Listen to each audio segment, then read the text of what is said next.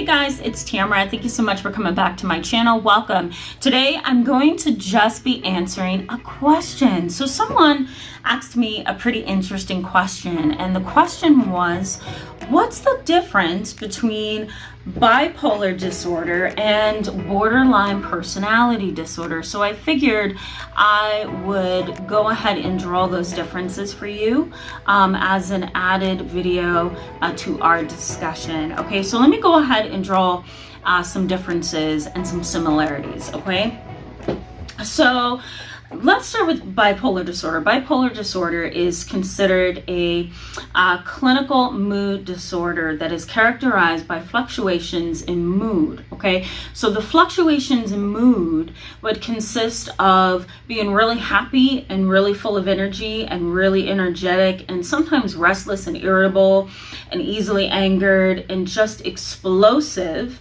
to very, very, very depressed and down here, and being unable to control one's emotions and one's belief systems and one's morals and values, and really getting life confused, maybe even having suicidal thoughts. Sometimes there's cutting or burning or other forms of self-injury. Sometimes there's a lot of gambling behaviors, sexual rendezvous. We have if a male is struggling with bipolar disorder that's untreated and he's really depressed, he may have an affair, or when he's really manic and really high, he may have an affair. So it just depends on where that individual is. Now, I want you to think of mood disorders as being on a spectrum. Everything that I talk about on this channel, I try to keep the spectrum in the forefront of your mind, so that you understand that there are lots of people who could be on that spectrum, but it just depends on where you are. So let's say an individual with bipolar disorder is on my magical spectrum. Okay, so we have mild, we have moderate, and then we have severe. Okay, so mild, moderate, severe. On this spectrum, the individual, let's say he's on the mild part of the spectrum, he may be moody, he may have roller coaster moods, right? He may have all kind of other things going on with him, but he's not quite bipolar yet. Now, if he's moderate to severe, then we can diagnose him with bipolar disorder. The fluctuations in mood, the thrown off sleep habits, right? Insomnia or not sleeping enough. The eating difficulties of overeating and gaining weight, or undereating and losing weight, the lack of motivation, the suicidal thoughts and maybe attempts, right? The cutting, maybe other forms of self-injurious behaviors, the recklessness, the overspending, the gambling, all of that. Okay, that's more the moderate to severe part of that spectrum. So, okay, that's bipolar and that's mood disorder. But what do we do about borderline personality disorder? What do we do about that? Because that's a personality disorder that can be diagnosed right along with bipolar disorder, interestingly enough. So what do we do with that? Well, really, for me, I would treat the mood disorder first to try to move that out of the way, reduce the symptoms, so that I can then focus on the personality stuff. Because a lot of times personality disorders go hand in hand with mood disorders or anxiety or any other kind of disorder. So borderline personality is a pervasive, chronic form of symptoms and behaviors and traits and belief systems that are long-term. They are fixed. They have been a part of that individual's personality makeup for a very long time. So it's going to be difficult to get underneath that ingrained set of thoughts, behaviors, interacting in relationships to fix it. So, okay, this person has bipolar disorder, but this person can also have borderline personality disorder.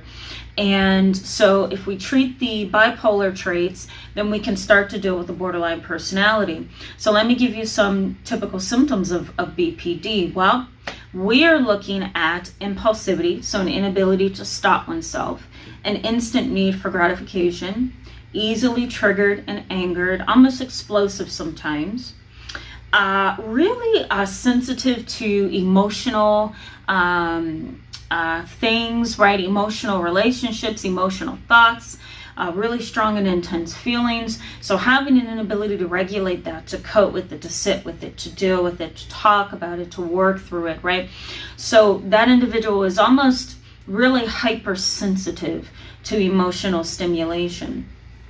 We also have stormy relationships because they don't know how to be in relationships. This is not everybody that, or everybody that has BPD, but it's a small percentage, right? There's this typical pervasive pattern of not being able to function in a healthy fashion in a relationship. So we have stormy relationships with no boundaries.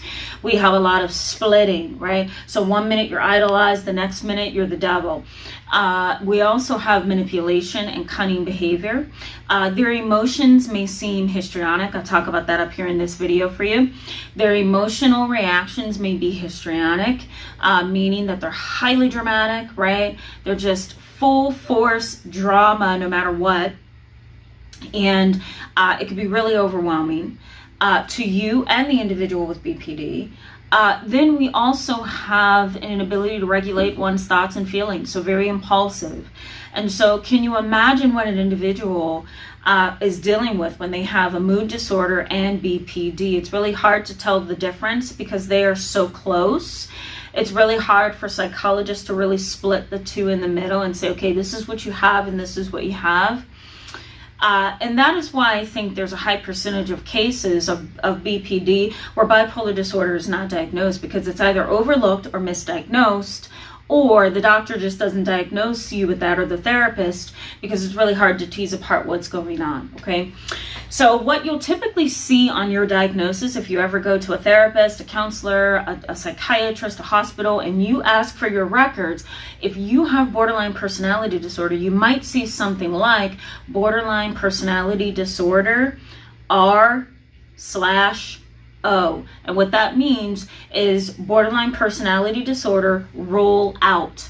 And what that means is that the therapist or the doctor, the psychiatrist is trying to rule out borderline personality disorder because you have some traits and behaviors that could wind up in you getting a diagnosis, but the doctor's not sure. So I hope that explanation was helpful to the person who asked the question. Thank you so much for sending that question in.